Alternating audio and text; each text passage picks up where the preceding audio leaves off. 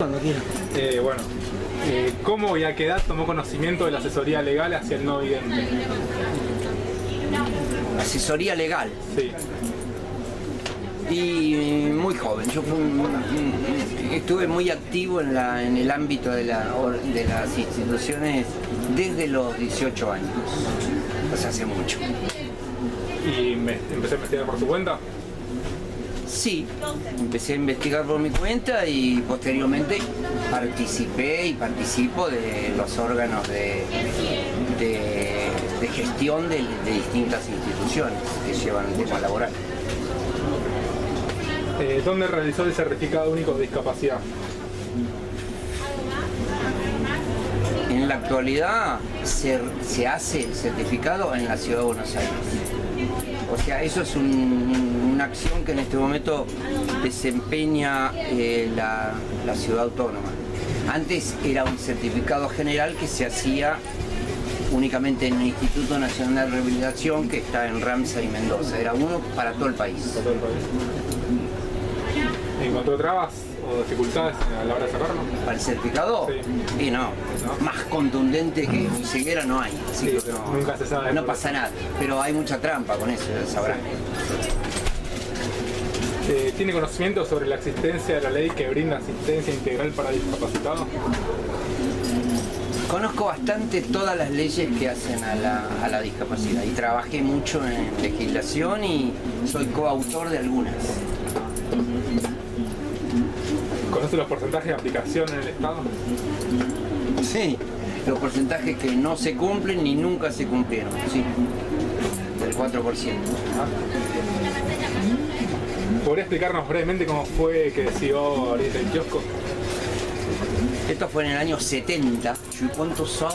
En el año 70 yo tenía 18 justamente. Y había una normativa que es la 13926 que ya fue suplantada por otras que fueron posteriormente aplicándose. Y bueno, a través del conocimiento de esa norma, esa era una ley que databa del año 51, el gobierno de Perón, esa norma permitía a las personas con ceguera o disminución visual severa, con ceguera, sí, dije bien, tener un puesto de venta, una concesión en lugares públicos. Y bueno, a través de eso yo me enteré y la gestioné y aquí sigo. Muchos años pasaron. ¿Qué precauciones a la hora de diseñar ¿Qué precauciones tuvo a la hora de diseñar este lugar de trabajo? ¿Diseñar? Sí. Bueno, durante muchos años yo atendía al público. Ahora en este momento trato de no. Porque es muy desgastante atender para una persona ciega. Pero el orden de las cosas, sobre todo, vos tenés que recordar, y ahora les voy a explicar por qué no se puede seguir atendiendo, porque es muy difícil. Cada cosa estaba en su lugar hasta hace unos años, cada cosa, nunca se cambiaban. Y si se cambiaban era por una razón comercial. Por ejemplo, ¿por qué? Porque era conveniente tener un color de un producto determinado combinando con otro color, o por cuestiones así que tenían que ver con la búsqueda de una maximización en la venta. Pero si no se cumplía así muy a rajatabla el tema del orden en los productos, cada cosa estaba en su lugar, nunca salía de su lugar. Y acá habíamos, en ese momento, hablo de unos 10 años atrás, 15, todas éramos personas con disminución visual severa. A partir del momento que la AFIP obliga a registrar todo a través de los códigos de barra, ya los ciegos no podemos ser más vendedores, porque si empezamos a dar vuelta buscando el código de barra en un producto tardaríamos mucho tiempo, ya no podemos vender más.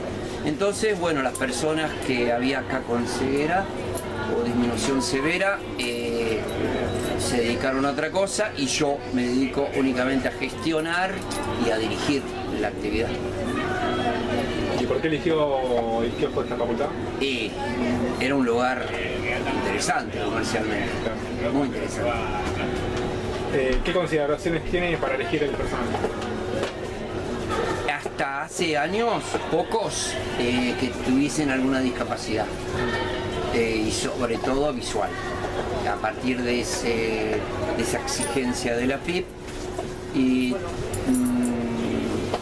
tengo las consideraciones generales que cualquier empleador sí. Si puede tener alguna discapacidad, obviamente yo tengo que defender eso y lo hago. ¿Los elige usted solo o acompañado? No, yo. ¿Piensa que el edificio en el cual está trabajando está equipado a nivel de edilicio para su discapacidad? Sí. Los ciegos no necesitamos demasiadas variantes en lo que respecta a lo arquitectónico. Más dentro de un edificio es probable que pocas, salvo que sean edificios monumentales donde uno requiera de alguna indicación especial para poder manejarse, pero este edificio, que es un edificio clásico de construcción de los 40, no tiene complicaciones para la movilidad. ¿En la vía pública encuentra impedimentos para viajar hasta su trabajo? Bueno, sabemos que Buenos Aires y otros lugares de Argentina presentan barreras arquitectónicas difíciles de transponer en muchos casos. El simple hecho de trasladarse caminando por la calle de Buenos Aires es muy estresante por el ruido, sobre todo por la falta de disciplina de los conductores, ¿Y los peatones? los peatones, bueno, sí, pues yo no sufro el tema de los peatones lo sufren los conductores cuando cruzan en rojo. Pero, y después hay muchas barreras con vendedores en la calle, las calles rotas, todo eso. A mí, claro, me facilita magníficamente el hecho de tener un perro guía. Todo eso lo sufro en una medida casi ínfima. ¿A qué escuela asistió? ¿Escuela para ciegos o escuela general? La que usted quiera. Todo. Bueno, yo fui primero en aquel momento no se hacía educación especial en escuelas comunes. Entonces hacíamos la escuela primaria en una escuela especial para ciegos. Después ya en el transcurso de la educación secundaria pasábamos a las escuelas comunes. Y la universidad siempre se hizo en la universidad, sin mayores dificultades en aquel momento, porque había gente que nos hacía la transcripción de los libros, y en la actualidad, claro, la informática nos facilita en lo que respecta a los que están estudiando en la actualidad, en cualquiera de los niveles, nada, es muy fácil. ¿A qué edad aprendió Braille? Y yo me quedé ciego a los 12 y a los 12 y un mes ya estaba aprendiendo braille, claro. ¿Cuánto tiempo?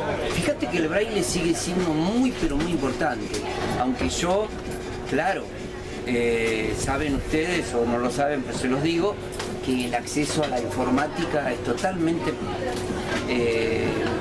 facilitado por ciertas tecnologías. O sea, hoy los ciegos podemos leer, escribir, revisar las páginas como cualquier otra persona con su vista normal. Así que, pero de todos modos el braille sirve para muchas cosas. Es casi indispensable, te diría yo, para rotular cosas, para llevar anotaciones. ¿Se sigue usando igual que antes? ¿Se sigue usando igual que antes? Sí. No, igual que antes, mucho menos. Porque ya te digo que la informática nos facilitó tanto, pero igual es muy importante, sí. ¿Recibió estimulación temprana de chico? Bueno, yo tengo 62. En ese momento lo de la estimulación temprana era muy temprana. O sea, no le daban poco crédito a eso, recién se comenzaba. Por suerte recibí toda la estimulación temprana por parte de mis padres. Y yo nunca terminé de agradecer. ¿Utiliza la computadora? Sí, permanentemente. ¿Qué programas facilitan así eso? ¿Qué programas utilizo? Sí, ¿qué programas?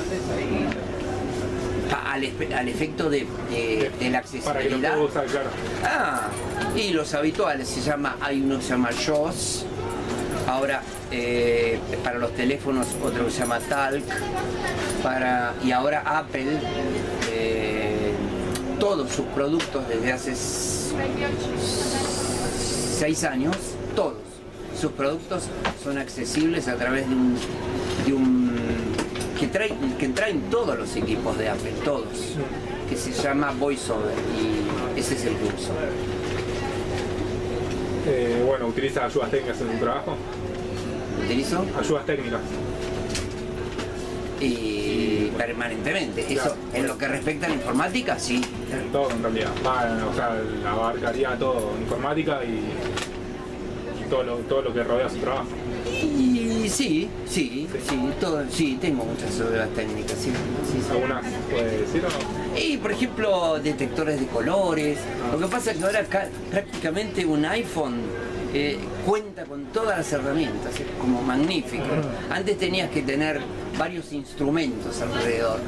Y ahora con el iPhone suplís una serie de elementos técnicos que tenías separadamente. Pero por ejemplo, para el tema del café, para medir gramos de café, todo eso tengo balanza parlantes, medidores que hablan, todo habla en mi trabajo, es lo que necesito yo. ¿Y está atento de las últimas tecnologías que se encuentran en el mercado? Siempre. Sí. Es un tema que me apasiona. ¿Y acá existen o...? No, siempre se traen... No. Acá no existe, no hay ninguna tecnología, toda la tenemos que importar. ¿Tiene alguna limitación en el desempeño de su trabajo? ¿O está... Y mi limitación ahora es eso, lo que te comenté al principio, que los códigos de barra es muy difícil leerlos. Y eso me impide el contacto con el público, que a mí me encantaba. Yo hablo bastante, como verán. Entonces, me perdí una oportunidad de contacto con el público que me gustaba mucho. Perdón. ¿Qué tipo de ayuda técnica les favorecería ahora en su trabajo? Y a mí me encantaría que, por ejemplo, que vuelva al mismo tema, como soy recurrente, pero es así. La ayuda técnica sería un lector de código de barra, que vos coloques el producto y sin buscar exactamente el código, te lo pueda leer. Obviamente leer con una voz sintética, ¿no? ¿Sabe cuáles son los beneficios que le dan las instituciones bancarias oficiales?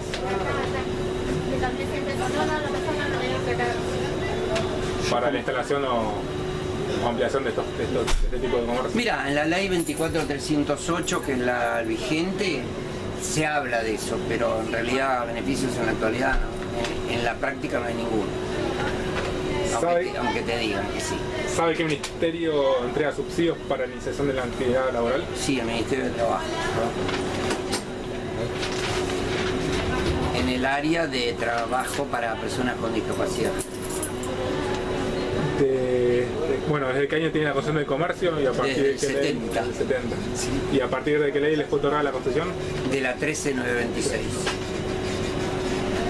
¿Conoce el artículo 11 de la ley 22.431 del 81? Esa ley fue la que suplantó a la 13926, el artículo 11 hoy es sustituido por la 24308. En esa época la ley había quedado muy menguada, ¿no? Con cierta dificultad de aplicación, pero bueno, pasamos años complicados. ¿Usted sabe para qué tipo de discapacitados tienen prioridad la ley 24.308? Sí, para los ciegos. Luchamos mucho por eso, porque nosotros pensamos, el sector de los ciegos, en principio, en principio la ley la instrumentamos y la trabajó nuestro sector, porque era originalmente quien explotaba este tipo de actividad. Cuando llega al Congreso, antes, cuando se conforman las comisiones, que fue una comisión interministerial, posteriormente llega al Congreso y a las dos cámaras, los diputados, claro, con un concepto que en el mundo se aplica, dicen, pero no puede ser solo para ciegos como eran las anteriores, ¿no? Y bueno, nosotros cedimos, pero sí luchamos, porque nosotros creemos que una persona con visión normal, aunque tenga una dificultad de movilidad, por ejemplo, esté en una silla de ruedas, tiene muchas más posibilidades laborales que nosotros, que los ciegos. Entonces, claro, luchábamos por eso, queríamos que la ley siguiera siendo exclusiva para ciegos, así como era la anterior. Y como no lo logramos, bueno, nos empeñamos en que tuviésemos prioridad, y así es. O sea, tenemos prioridad. Tampoco se cumple demasiado, pero bueno, está escrito. Está escrito por lo menos. En caso de que hubiese cambio de edificio, desplazamiento del personal o del negocio, o el negocio le vaya mal, ¿qué podría hacer según la ley? No, la ley contempla esa situación. Contempla que si por razones de traslado del lugar o una menor concurrencia por el motivo que sea, difícilmente ese artículo no está pensado para una universidad, pero sí para edificios más pequeños, contempla que el concesionario debe ser trasladado a ese nuevo edificio. Y en el caso de, por el motivo que sea, perder concurrencia en el lugar donde el concesionario desarrolla su actividad, también se contempla la posibilidad de cambiarlo a otro ámbito oficial o privado donde se presten servicios públicos. ¿Sabe qué pasa cuando se disponga la privatización de empresas prestadoras de servicios públicos? Sí, sigue la obligación de respetar al concesionario en ese sitio. Por ejemplo, se dio en muchos casos se dio eso en los años 90, inclusive, y no estaba la 24-308. Pero Aguas Argentinas, Telecom, Telefónica, esas empresas que pertenecían al Estado respetaron los concesionarios, se mantuvieron en su sitio. ¿Cuáles son las causas por las cuales se puede extinguir una concesión? Bueno, hay factores de carácter general, por ejemplo,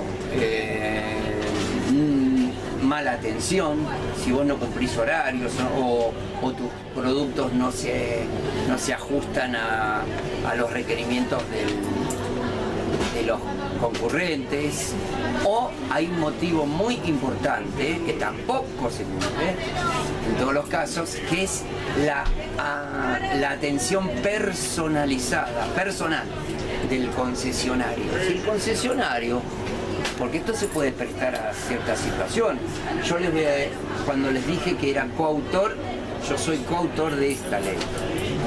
Y como observábamos que en algunos casos los concesionarios no concurrían y eventualmente hasta podían llegar a tercerizar la actividad, dijimos no, o el concesionario concurre a su lugar y dirige la actividad, o esa concesión se pierde. Eso es el motivo principal. O la mala atención, o que el concesionario abandone la actividad y la tercerice. Eso no se puede hacer. ¿Sabe cuál es la función del Ministerio de Trabajo y Seguridad Social cuando algún discapacitado visual, aspirantes a instalar pequeños comercios, quiere iniciarse en un comercio y no tiene idea de cómo empezar? Bueno, la ley dice, y en algunos casos lo han hecho, y yo participé, la ley dice que hay que dictar cursos de capacitación.